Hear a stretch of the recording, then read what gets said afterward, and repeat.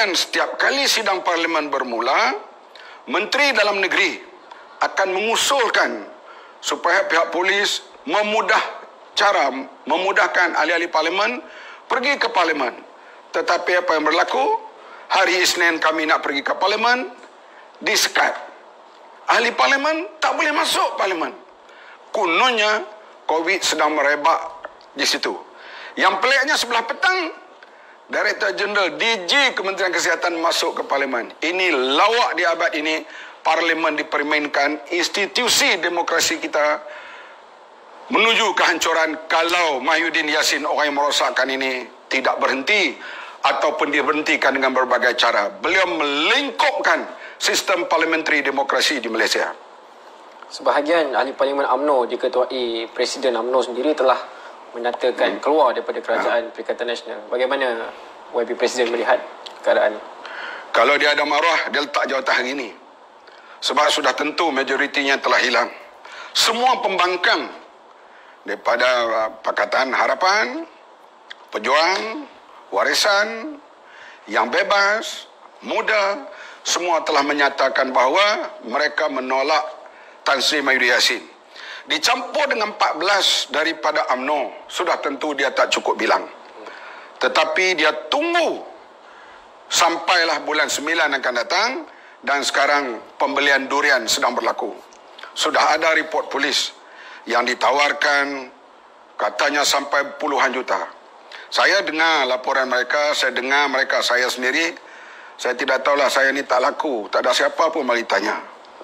Dan kita dah jelas bahawa bukan soal Mahyudin tubuh badannya, bukan soal perangai peribadinya, tapi performanya, sikapnya menghancurkan parliamentary demokrasi, menghancurkan penghormatan kepala perlembagaan, merosakkan institusi yang ada, institusi yang Pertuan Agong, institusi Parlimen, institusi Dewan Negara. Ini yang perlu dihukum Tan Sri Mahyudin Yassin, bukan di atas pribadi. Saya kalau jumpa Tan Sri Mahyudin sebagai seorang kawan lama, saya tidak ada masalah hal pribadi, tapi dia telah merosakkan, menjahanamkan sistem politik Malaysia. Wajib orang ini dihukum, berhentilah sebagai Perdana Menteri kerana dia telah melakukan kesilapan yang besar, terutama untuk generasi muda yang akan datang. Bagaimana dengan ahli parlimen Amanah? Adakah menerima tawaran yang sama? Saya dengar juga ada rakan-rakan ahli parlimen yang lain dicuba didekati. Tapi barangkali mereka tak berani lah kot, bos mereka ada di sini. Satu soalan cepumas untuk Yang Berhormat Presiden. Apa yang Presiden paling takut? Saya paling takut ialah bila sistem yang kita bina, saya sebut berulang kali, sejak tahun 55, parliamentary demokrasi, ianya hancur. Anak-anak muda tidak percaya lagi dengan sistem ini. Ini amat berbahaya. Apabila mereka tidak percaya dengan sistem parliamentary demokrasi, anak-anak muda akan meneroka jalan-jalan yang lain.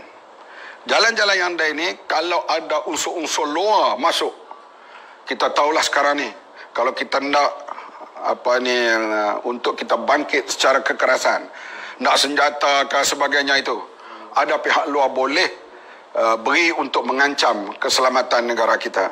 Dan bila sistem yang saya kata bukan ianya sempurna, tapi yang terbaik, daripada tahun 55 sampai sekarang, insiden hanya sekali berlaku secara besar-besaran di Malaysia, yang agak besar lah, iaitu peristiwa 13 Mei yang hadapan saya ni belum ada pada waktu itu. Itu saja berlaku pembunuhan, pembakaran rumah dan sebagainya. Tapi dapat dikawal dengan darurat pada waktu itu.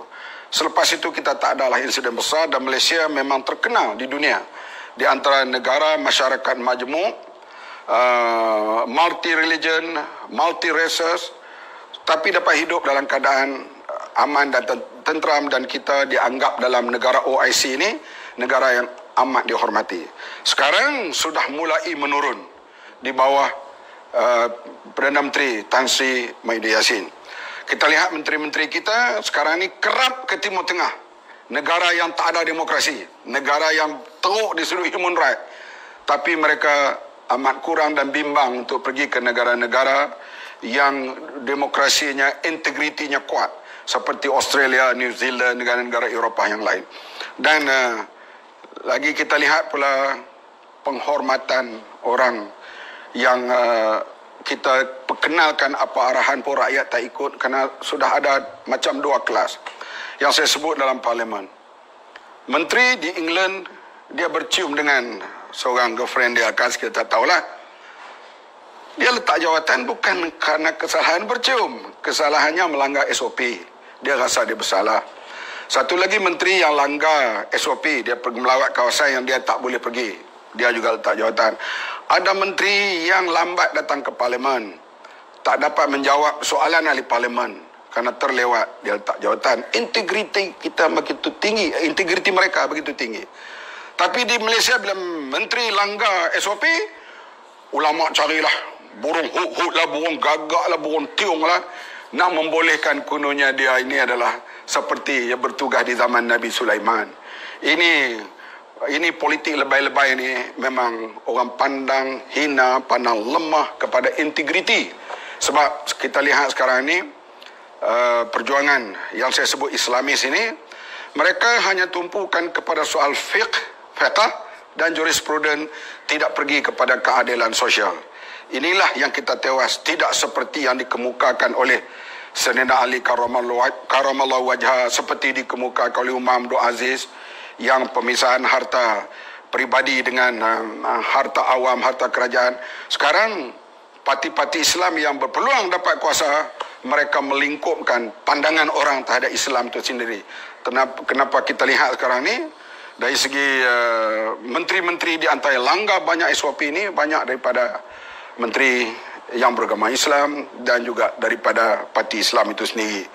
Seperti hal COVID ni dimainkan oleh Menteri Besar Kedah, yang dia kata kalau kita dah sedia kontena untuk isi orang yang meninggal dunia, kau siapa nak masuk, daftarlah. Ini satu melawak yang amat menyedihkan kita.